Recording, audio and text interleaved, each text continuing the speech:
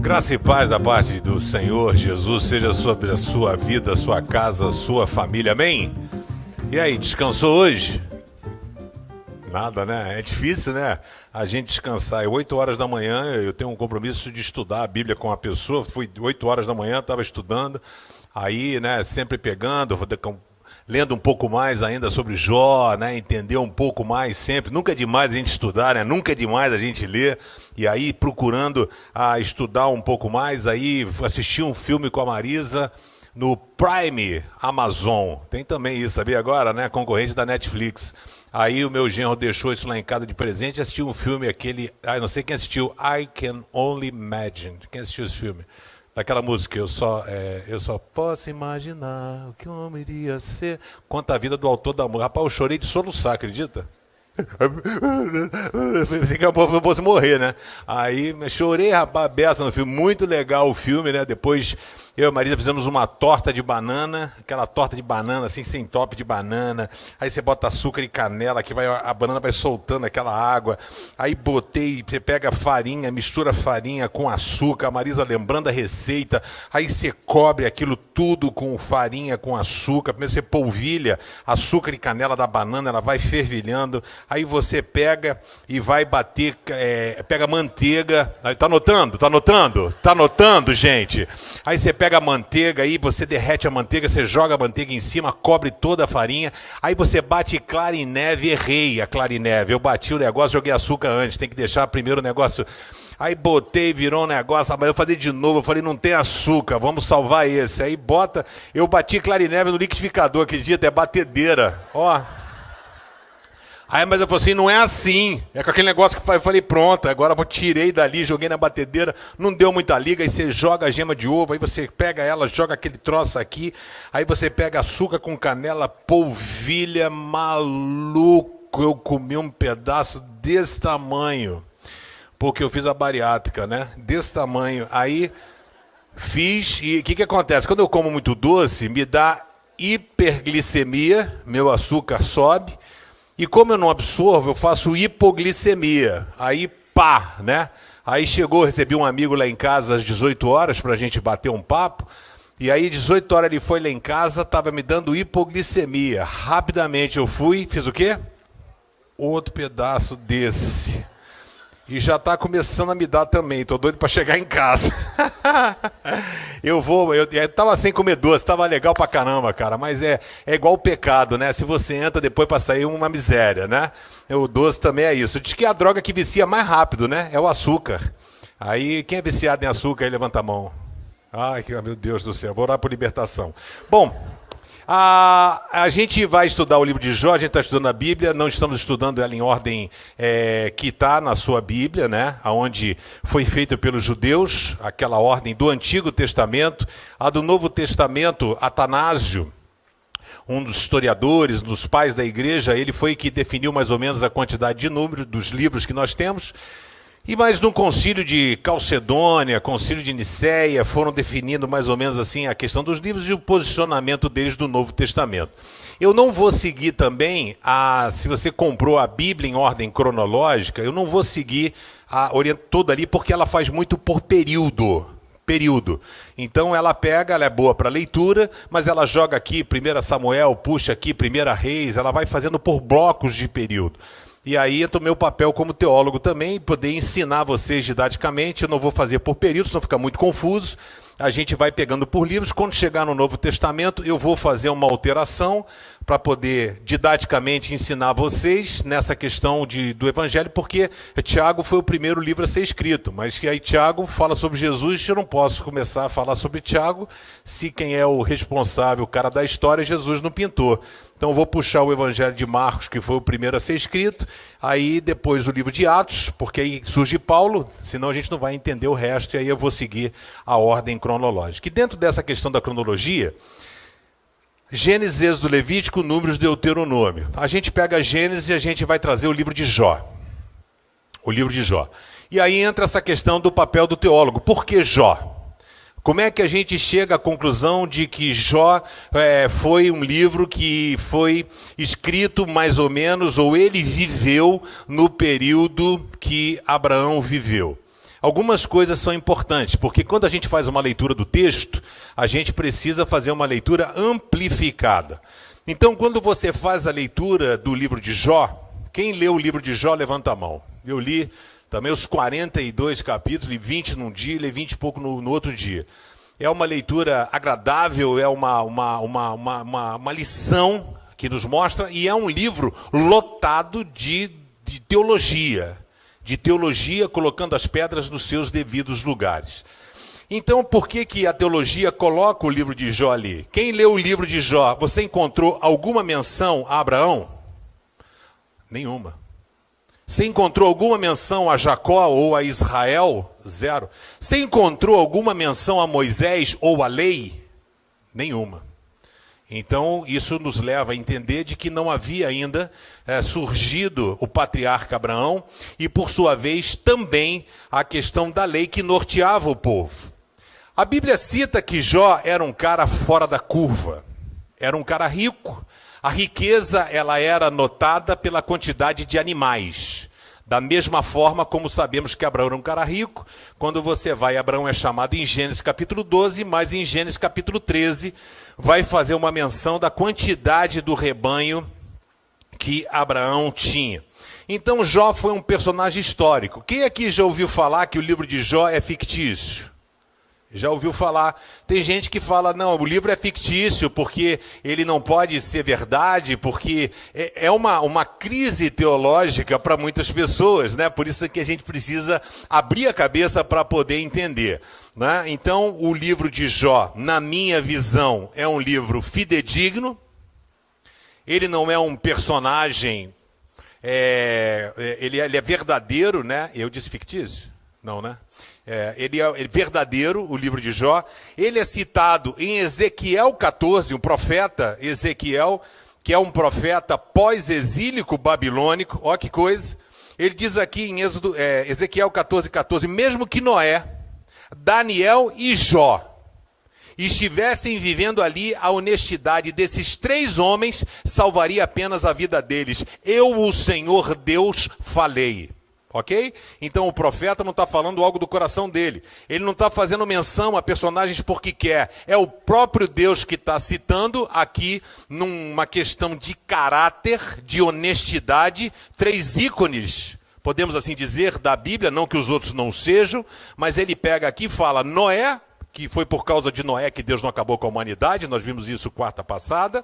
Ele cita Daniel, que foi um cara que viveu no exílio babilônico, mas foi extremamente fiel ao Senhor. Ele escolheu não se contaminar com as comidas do palácio do rei, né? E Jó. Então quem cita é o profeta, mas ele diz no final, assim diz o Senhor. Então quem disse foi Deus, por isso reforça essa tese de que Jó não foi um personagem fictício, verdadeiro. Tiago 5,11, lá no Novo Testamento, Tiago, irmão de Jesus, diz o seguinte: e nós achamos que eles foram felizes por terem suportado o sofrimento com paciência. Você tem ouvido a respeito da paciência de Jó? E sabem como no final Deus o abençoou? Porque o Senhor é cheio de bondade e também cheio de misericórdia. Então, as pessoas atribuem, algumas pessoas, alguns teólogos atribuem a autoria, porque existem coisas que, historicamente, só quando há uma comprovação para você fazer uma afirmação. E existem outras coisas que você não pode afirmar, você pode supor, ok? Então, por exemplo, no Novo Testamento, a carta aos Hebreus. A gente não pode afirmar quem foi o autor desta carta, porque ele não se identifica, ele não nos dá pistas, ele não nos dá dica, mas uma certeza, nós como teólogos podemos afirmar que não foi Paulo. Porque Paulo, em todas as suas cartas, ele começa dizendo, eu, Paulo, escravo de Cristo, doulos, a palavra que ele usa no grego, não é diaconia, diáconos, eu, Paulo, escravo de Cristo, blá, blá, blá, blá, blá.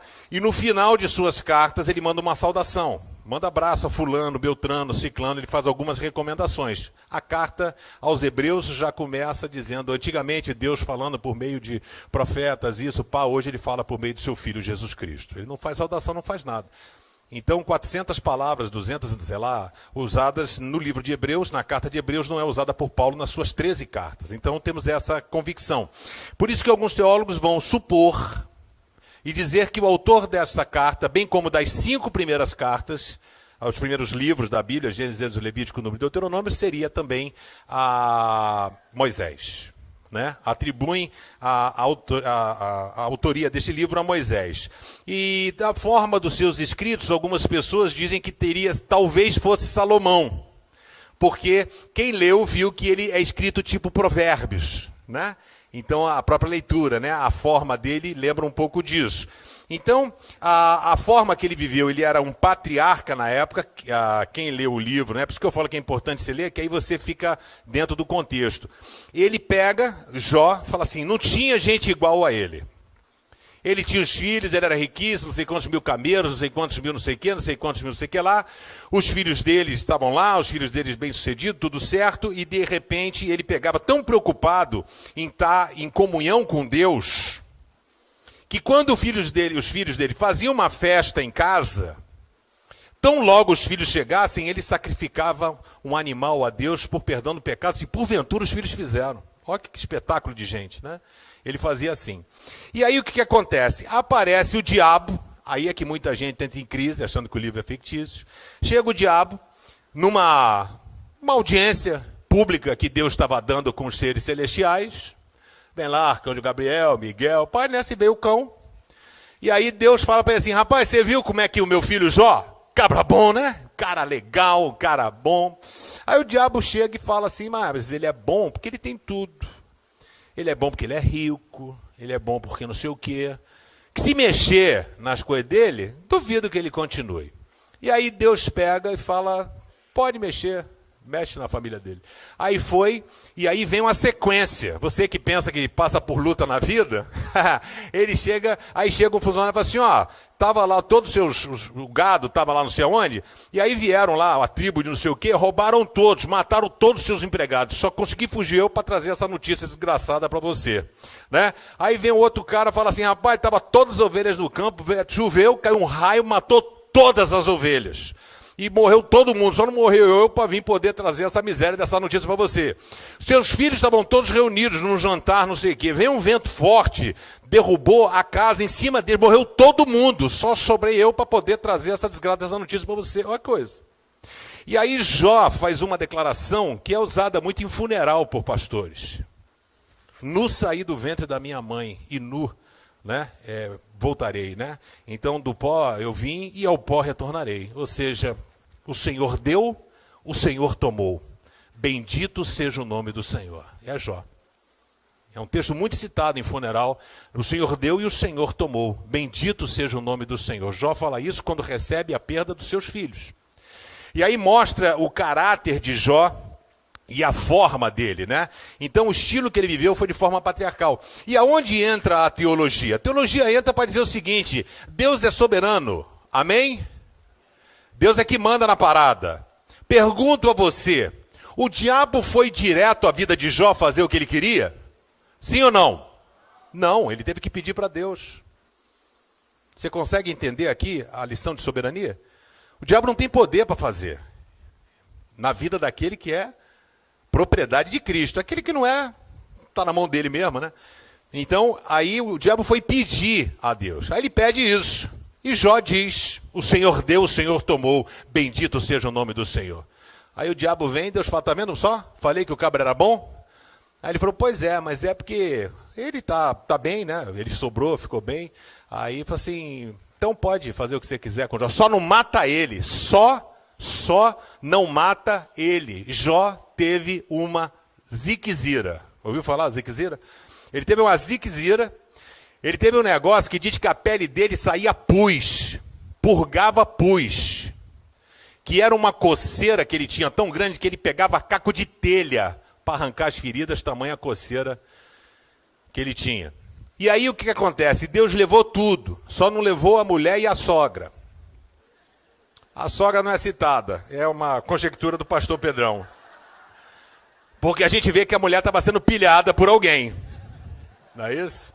A mulher estava sendo pilhada por alguém. Porque a mulher chega pro cara, o cara perdeu os filhos, perdeu o boi, perdeu o coi, perdeu tudo. Fica a mulher, em vez de chegar e dizer assim, vem aqui, meu marido, eu quero dar um colo em você, vem aqui, seu purulento, né? Seu pus andante, vem aqui, eu quero cuidar de você, eu vou cuidar das tuas feridas. Eu vou, não. O que ela fala? Amaldiçoa esse teu Deus. Você é cheio de coisa. Você aí, os filhos iam para uma festa, para você matavam um boi para poder oferecer de sacrifício e pedir de perdão. Olha o que Deus fez contigo. Amaldiçoa esse teu Deus. E aí, Jó, diferente de Adão, que Adão ouviu o conselho da sua mulher, come da fruta, Adão comeu. Jó não amaldiçoa ao Senhor. Ele não ouve o conselho da mulher. A Bíblia fala que a mulher é uma bênção na vida do homem. Amém? Tá vendo? Nem vocês, mulheres, acreditam. Deu uma grande chance de você gritar bem alto no ouvido do seu marido que você é uma bênção. Você ficou calada. Perdeu. E eu não vou repetir. Já falou, agora dane-se, viu? Bem feito. Pra não perder as oportunidades quando a gente faz o negócio. Então, o que acontece? A Bíblia fala em Provérbios que a mulher tem tudo para ser uma bênção na vida do homem. Né? Ela é uma bênção. Mas a mulher rixosa é igual uma goteira constante. Sabe? Chata. Tem uma goteira constante, né? Não são todas, ok? Amém? De novo, vocês estão dizendo que são, tá vendo? Vocês são goteira, tá vendo? Vocês estão dando mole.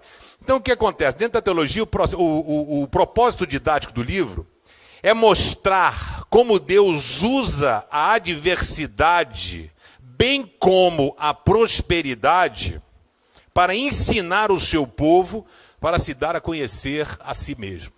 Então, Deus usa coisas boas e coisas ruins, para ensinar que Ele é Deus, Ele é Senhor de tudo e de todos. Então o livro de Jó ele tem um propósito didático.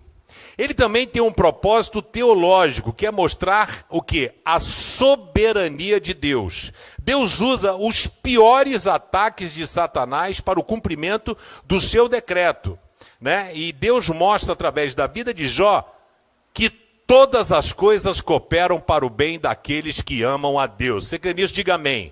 Então não reclama. Deus tem um plano. Deus tem um plano. Se você está passando por um deserto, Deus tem um propósito. E aí são textos que dizem, o que faço hoje não entendes, um dia entenderás. Não cabe a gente entender a forma. Então, esses fatos interessantes é que Jó é a maior de todas as obras dramáticas do Antigo Testamento. Então, Jó, esse livro ele é marcado pelos diálogos dos seus amigos para com ele. E os seus amigos, então, são verdadeiros amigos da onça, que vai demonstrar como funcionava a teologia na época de Cristo. Ele está na época patriarcal. Os amigos tentavam convencer a Jó da mesma forma que você pensa hoje. Quando acontece algo ruim, você acha que é o quê? É algum pecado que eu fiz. E os amigos de Jó falam assim, Jó, você pecou, Jó. Você fez uma maldade. E Jó dizia, eu não fiz. Eu não fiz. E os caras vinham, os amigos de Jó, detonavam ele. Pede perdão a Deus e reconhece que você é pecador, que você fez e blá, blá, blá. E Jó vinha e falava, não fiz. A única coisa que Jó falou, ele disse assim, rapaz, pena que a minha mãe não me abortou quando eu nasci. Por que eu nasci? Para sofrer tanto. Preferia ter morrido, não, né? Ele falou assim, né? Essa questão do sofrimento que ele passou. Então, nenhum livro da Bíblia revela tanto a pessoa e o caráter de Satanás. Nenhum livro. Nenhum livro vai mostrar qual é a intenção dele na sua vida.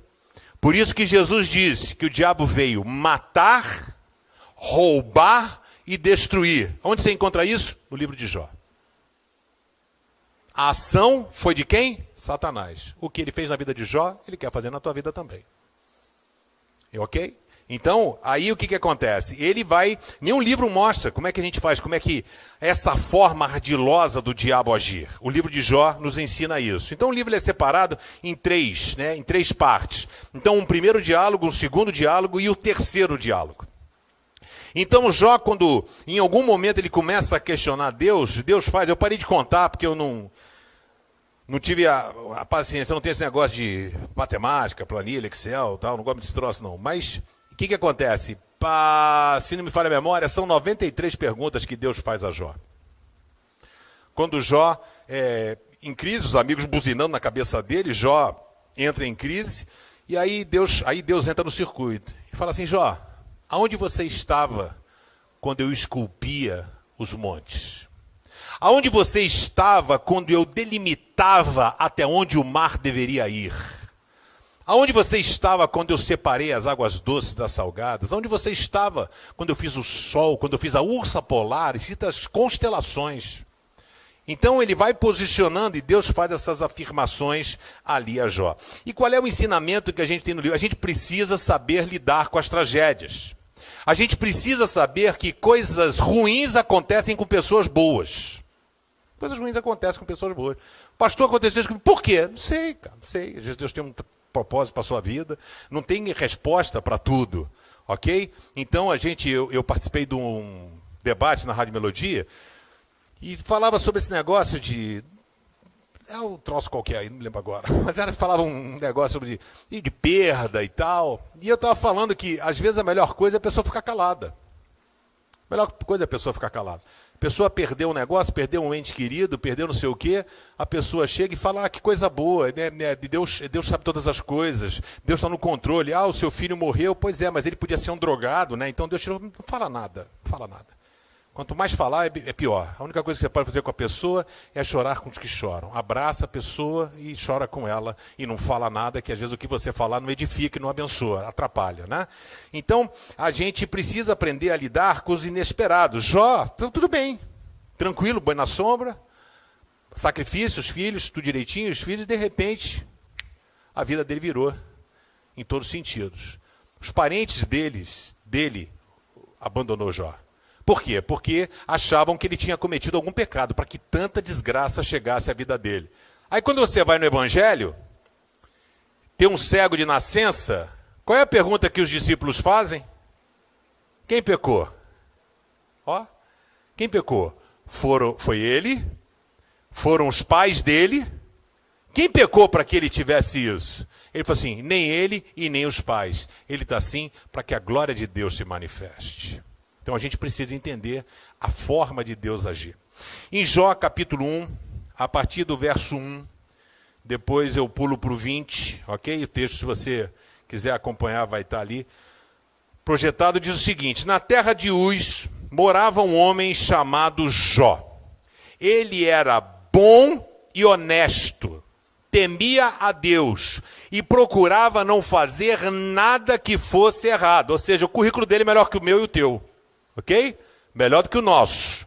E aí ele recebe as notícias das desgraças que vieram chegando, acumuladas, e diz o texto: então Jó se levantou, e em sinal de tristeza rasgou as suas roupas e rapou a cabeça.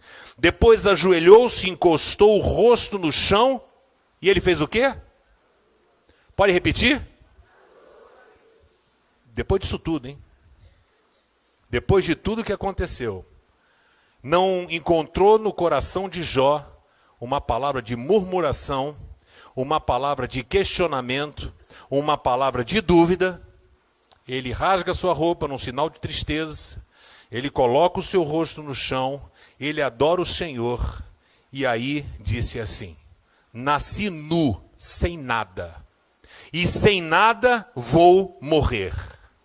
O Senhor deu, o Senhor tirou. Louvado seja o nome do Senhor. Assim, apesar de tudo o que havia acontecido, Jó não pecou e nem pôs a culpa em Deus. Diferente da gente, né? Quando as coisas acontecem ou não acontecem, a gente tenta encontrar o culpado. E o culpado é Deus ou o diabo? Nunca é você. Vamos orar? Senhor, nós pedimos que, de uma forma preciosa, o Teu Espírito Santo fale aos nossos corações. Tu sabes aqui a luta pela qual cada um de nós passamos individualmente e pedimos que o Teu Espírito Santo possa falar aos nossos corações. Usa, Senhor, a minha vida segundo a Tua vontade e fala conosco. Eu oro em nome de Jesus. Amém.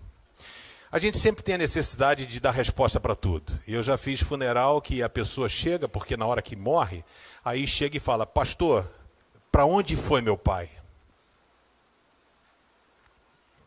Às vezes, quando é uma pessoa que a gente conhece a vida, é da igreja, a gente conhece, né? Mesmo assim, é aquilo que a gente vê, é a ponta do iceberg, 20%, eu não sei o que está submerso nos 80%, né? Mas às vezes é mais fácil, é até um culto de gratidão a Deus pela vida da pessoa. A pessoa chega, pastor, meu pai foi para onde? Não sei se aos 49 do segundo tempo, ele lá no CTI, ele disse, pai, nas tuas mãos entrego o meu espírito. Não sei. Então, às vezes, as pessoas querem resposta para tudo. Os rabinos tinham essa preocupação. Os rabinos tinham resposta para tudo. Então, eles definiram que a pessoa que sofre é por causa de pecado. Fechado. Eles definiram. E isso é uma forçação de barra. Então, após o pecado, que a gente estudou em Gênesis, o homem ele ficou vulnerável. E ele ficou vulnerável ao ataque de Deus, ao ataque do inimigo e à ira de Deus. E até à sua própria autodestruição. Então Jó passou pelo sentimento de perda. E que perda, né? Um homem justo, sério, honesto, temente a Deus, viu a sua vida virar do dia para a noite. Né? Eu gostaria de ver pastores, bispos e apóstolos que falam que crente não sofre, que crente não passa adversidade, que crente só prospera, não perde as coisas, que determina contra uma enfermidade, que a coisa... Eu queria ver pregar sobre o livro de Jó. É um livro que poucas vezes são pregados.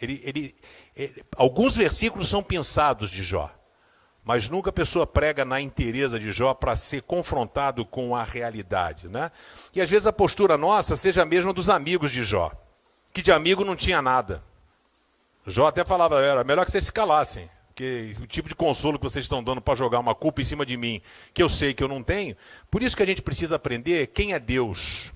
Quem é Deus e o que Ele pode fazer. Em primeiro lugar, saiba que nós temos um Deus que cuida da gente em toda e qualquer circunstância. Amém? Ele cuidava de Jó quando Jó era próspero. Ele cuidou de Jó quando Jó estava sofrendo, quando Jó tinha perdido as coisas. Jó 5:17 diz, feliz é aquele a quem Deus corrige. Será que Paulo, quando escreveu, dizendo, tende por um bom ânimo, quando passares por tribulação, será que o autor, que disse lá de Hebreus e também em Apocalipse, ao Senhor ama aquele que repreende e disciplina, né? Esse é aquele que o Senhor ama? Será que ele estava pautado no texto de Jó? Feliz é aquele a quem Deus corrige. Por isso, não despreze o castigo do Deus Todo-Poderoso. Deus fere, mas Ele mesmo faz o curativo. Olha que coisa linda, hein? Ele machuca, mas são as suas mãos que curam. Que coisa maravilhosa, né? Eu fico arrepiado quando um troço desse, né? Então, é um Deus que fere. Porque Deus, às vezes, o que acontece? Assim como um filho desobedece o pai, né? E você fala assim, eu dei uma palmada na minha filha Karina. Uma palmada. Eu dei uma palmada porque ela estava brincando comigo. Ela tinha 1 ano e meio, 2 anos. E aí a gente estava em Porto Seguro. Maria estava grávida da Natasha, de uns 5 meses, 6 meses. A gente saiu de férias. Aí ela estava lá, não sei o que ela cismou com a menina, pegou e deu um tapa na cara da menina. Estava brincando, pegou e pau! Chapou. E estava o pai da menina, a mãe, ali. Eu tinha que fazer alguma coisa. Eu disse assim, que bacana. Deu um tapa na cara, né? Se dá um tapa na cara da sua filha. Eu peguei, não pode fazer isso. Fui, pô! Aí dei uma palmada nela pro pai ver que a gente está fazendo alguma coisa, né? Então não teria nem feito nada. Então muitas vezes aí eu bati, ela começou a chorar, a mesma mão que bateu foi a mão que pegou ela no colo. Falou, vem cá, filha, né? O que você quer? Quer um sorvete? Quer um picolé? Quer? Né? E aí a gente vai tentar cessar o choro. A gente causou o choro e a gente tenta amainar o choro. Deus faz a mesma coisa com a gente. Jó tinha essa consciência e é o que ele fala aqui. Sabe, quando o sofrimento bate a porta, o primeiro sentimento é esse, de que Deus perdeu o controle, Deus não gosta de mim, eu errei, eu pequei. E é exatamente esse tipo de sentimento que o diabo quer que você tenha. É exatamente isso. Ele vai usar, às vezes, essas coisas para você se aborrecer com Deus. Pastor, eu sou pastor, né, gente? Pastor, eu estou triste com Deus. Por quê? Deus ama você. Ele quer você está triste com Ele? Posso dar um conselho? Você está triste com a pessoa errada. Tem que estar triste contigo. está triste com um amigo seu que frustrou a sua expectativa. Então, exatamente, e o diabo ele é um jogador de xadrez, né, mano? Então, ele vai tentar fazer as coisas. Esse texto é lindo, porque ele fala que Deus fere, mas ele faz o curativo. Ele machuca, mas são as suas mãos que curam. E com o advento do pecado, lembra-se que quando eu preguei, disse que Deus criou a gente para viver aonde? Pois é, pô, mas a gente saiu do paraíso. Não joga na conta do Adão, não. A gente teria comido a fruta também, eu e você. E aí a gente peca. E aí Deus falou, bom, vocês escolheram errar, agora vocês vão ficar suscetíveis a tudo isso. A comer esse tipo de comida, ficar exposto às coisas todas, essa questão de enfermidades, doenças, né? Agora está tendo uma epidemia de zika, chikungunya e coisa fora de época, porque isso é para ser no verão. Olha só como é que é o negócio. Não é para ser agora, né? Ninguém avisou o chikungunya que não está na hora dela, né? Que já passou, era para ser antes. E o problema é que muitas pessoas focam no sofrimento e na sua origem, ao invés de se dedicarem a aumentar a sua resistência para passar vivo pelas lutas. Então às vezes a pessoa fica focada, quer encontrar origem, por quê? E tal, em vez de dizer assim, cara, Senhor, me ajuda, me fortalece, me dá força, Deus, para que eu consiga passar por isso, né? E vencer as dificuldades. É mais fácil reclamar do que correr atrás de solução. Mais fácil. Você reclamar das coisas do que você partir ali para a solução. Você perde o controle das coisas, mas Deus não. Sabe qual é o problema? É que na maioria das vezes você está no controle da sua vida. Deus não. Deus ocupa um lugar secundário, um papel secundário na vida da maioria das pessoas que vivem hoje. Quem governa a sua vida? É você ou Deus? Segundo lugar, a gente aprende no livro de Jó que nós temos um Deus que não nos abandona. Né? E isso para a gente é fundamental quando a gente passa por lutas, conflitos. Jó 19, 25 e 27. Ele diz o seguinte, pois eu sei, depois de ser arguído pelos seus amigos, porque Deus, eu sei que o meu defensor vive, e no fim ele virá me defender aqui na terra, mesmo que a minha pele seja toda comida pela doença, ainda neste corpo eu verei a Deus. Eu o verei com os meus olhos o verão, e ele não será um estranho para mim, e desejo tanto que isso aconteça. O nome disso é fé. O nome disso é você conseguir perceber e ter a sensibilidade do amor de Deus pela sua vida. O sofrimento humano não significa ausência da ação de Deus, é o que Jó está dizendo. E não significa ausência da ação de Deus, porque Deus não para nunca. Deus não para nunca. Deus age mesmo que nós não estejamos entendendo ou percebendo. Deus está agindo. Jesus, quando veio, falou assim, eu trabalho, e o meu Pai trabalha até o dia de hoje. Ele falando sobre Deus. Então Deus, ele é Senhor dos fortes e dos fracos. Ele é Senhor dos ricos e dos pobres. Ele é Deus dos honestos e dos desonestos. Ele é Deus, mas não é exclusivista. Só vou amar aqui o Marco Moldura. Não, só vou cuidar do Pedrão. A Bíblia diz, porque Deus amou o mundo, a tal ponto de entregar o seu próprio filho. Paulo vai dizer em Romanos, Deus não faz separação de pessoas, você é bom, você é ruim, eu gosto de você eu não gosto. A gente faz isso. A gente faz. Não vou muito com a cara de fulano de tal. A gente fala, meu santo não casou com ele, não é isso? Meu santo não bateu, né? Como se tivesse negócio de... E aí o que acontece? Então Deus não faz essa separação de pessoas. Deus sempre fala com a gente o tempo todo, mas nem sempre nós estamos sintonizados na mesma frequência do Todo-Poderoso. Então Deus fala e a gente não consegue às vezes ouvir. É por isso que a gente vai para o deserto, porque no deserto a gente fica sensível para ouvir a voz de Deus, né? A gente não tem onde pegar pão, ele tem que mandar do céu, a gente está sensível, aí a gente consegue ver. A gente não tem onde providenciar água, aí sai água da pedra, né? Aí a gente fica sensível. É por isso que Deus às vezes utiliza o deserto, porque o deserto ele tem a didática, né? Então, porque você sofre, não significa que o carro de Deus ficou desgovernado, né? Quem fica desgovernado são aqueles que confiam nas suas próprias forças. Aí o salmista diz, uns confiam em carros, outros em cavaleiros, mas eu confio no Senhor dos Exércitos. Então você pode confiar em determinadas coisas, mas a melhor coisa que você pode fazer é depositar sua confiança em Deus. Então, aprenda que Deus, ele nunca deixa de ser Deus. Não há um momento em que ele, agora eu não sou mais Deus, né? Ele é o Senhor de tudo, o Senhor de todos, ele é o Senhor da história. E Deus sabe absolutamente tudo o que você está passando. Ou você acha que Deus não sabia o que Jó estava passando? Deus falou para o diabo, pode ir lá, não tem problema não. Pode ir porque eu conheço o meu filho Jó. Pode ir, vai lá, não tem problema não. Você acha que Deus ficou vendido? Você acha que Deus não sabe? Deus é soberano, querido, um estalar de dedo. Quem assistiu Os Vingadores? Ó, quem viu entende. Aí, o estalar, gostou, né? Quem viu entende, né? Então, o estalar de dedo muda tudo, cara. Deus é o Senhor da história. Deus, de fato, é o Senhor da sua vida. Aí isso faz toda a diferença. Se Ele é o Senhor da tua vida, se Ele, de fato, controla a sua vida, se Ele governa a sua vida, é Ele que detém o comando, porque a gente pega e assume a direção, e Deus, muitas vezes, Ele é carona na nossa vida. Às vezes, a gente bota Deus no banco de trás. Às vezes, eu preciso fazer uma coisa, que eu falo assim, Deus, dá para o senhor dar só uma descidinha do carro, eu vou ali resolver um negocinho, depois o senhor volta. Né? Então a gente faz, né? Às vezes eu falo pro cara assim, pô, cara, por que você não se batizou? Pô, pastor, ainda não posso, eu tenho que resolver algumas coisas. É assim mesmo que você tem que batizar. É torto, é errado. Para que Deus possa, através do Espírito Santo, corrigir a sua vida, amém? E Deus veio para quem? Ele não veio para quem é bom, ele veio para quem é doente. Ele veio para aquele que tem problema. Ele não veio porque os sãos não precisam, né? De médico. Deus veio para ajudar a cada um de nós. Você quer ser ajudado por ele? Diga amém. Terceiro e último lugar.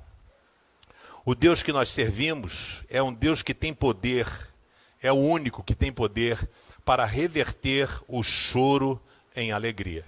Aí o salmista diz, o choro pode durar uma noite, mas a alegria vem pela manhã. Sabe qual é o nome disso? Esperança. É esperança. O choro dura uma noite. É por isso que Jesus vai falar no seu Sermão do Monte, em Mateus 6, verso 34, quando ele diz, basta cada dia o seu próprio mal. Chore hoje por hoje. O choro dura uma noite, mas a alegria vem pela manhã. Por que ela vem pela manhã? Porque Deus não se esqueceu de você. Ele não se esqueceu de você. Sabe? Jó passou pelo que passou. E os textos mais usados nas pregações, quando vai falar de Jó, é Jó capítulo 1, no saí do ventre da minha mãe, no voltarei, né? Do pó eu vim, pó voltarei, né? O Senhor deu, o Senhor tomou, bendito seja o nome do Senhor. E a gente vê aqui, no início de Jó, o livro, Jó passa por inúmeros sofrimentos, ele passa por perdas, ele não tem amigo, ele não tem ninguém, a mulher dele aparece no início, apurrinhando a cabeça dele para dizer amaldiçoa esse Deus, depois ela não aparece mais. E aí a coisa ela vai aparecer no final, porque depois eles têm mais filhos, né? E aí vem aqui aquele negócio todo, o cara sofre, os amigos detonando, e ele firme. Aí chega uma hora que Deus chega e fala assim, diabo, acabou. Agora eu vou pegar o meu filho no colo. Jó estava sofrendo quando ele disse, Deus machuca, mas ele cura. A mão dele fere, mas ele sara. Jó não tinha ainda recebido a bênção de Deus, hein? Era uma visão do futuro daquilo que Deus poderia fazer. E aí, olha o que Jó fala no final do seu livro. Marca esse texto. Diz assim, eu reconheço que para ti, Deus, nada é impossível. E que nenhum dos teus planos podem ser frustrados.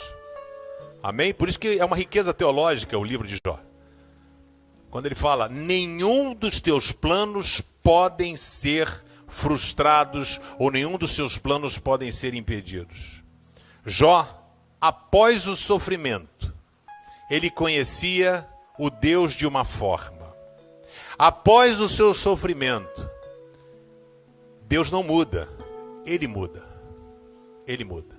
E olha que ele era crentaço. O filho fazia um negócio, ele oferecia sacrifícios. Ele pedia perdão de pecado. O cara era aqui, ó. Ele, no diálogo com seus amigos, assim, pergunta uma pessoa. Se uma vez eu não ajudei uma viúva. Se alguma vez eu não ajudei um órfão, se alguma vez eu fiz algum mal a algum empregado meu, pergunte. Pode perguntar. Deus não mudou, Jó mudou. E ele diz, antes eu te conhecia só de ouvir falar, mas agora eu te vejo com os meus próprios olhos. Se lembra que ele fala que ainda viria a ação de Deus nesta terra? Aconteceu. E a Bíblia vai dizer que Deus abençoou Jó 7 vezes mais. As filhas de Jó, que era assim a coisa mais linda do mundo, pareciam as minhas filhas.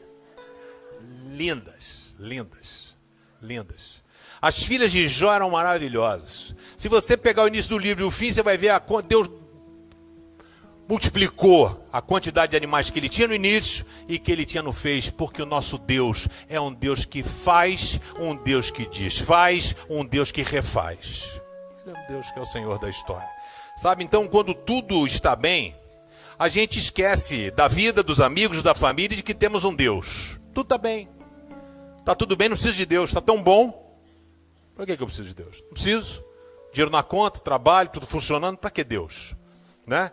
Poucas são as pessoas que conseguem manter as coisas equilibradas. Minha sugestão a você, que ainda não firmou um compromisso com Deus, seja proativo. A vida fala tanto, né, de ser proativo, de partir. Vai esperar o quê? Porque para muitos a ficha só cai quando tudo cai. Não deixe isso acontecer com você. Jonas só foi orar quando ele foi parar no ventre do peixe. E aí quando o peixe afundou aquele troço, aí Jó clamou ao Senhor. Por que você vai esperar tudo isso? Por que você vai passar por isso? Então exatamente para que a gente possa perceber que Deus não perdeu o controle, né? Como saberíamos o que é bom se não existisse o ruim? Como é que saberíamos que Jesus é a luz se não tivesse a escuridão? Como saberíamos definição de mal se não tem um bom? Tem um filme que chama-se O Primeiro Mentiroso. Era um mundo que não existia mentira. E aí um cara começa a mentir.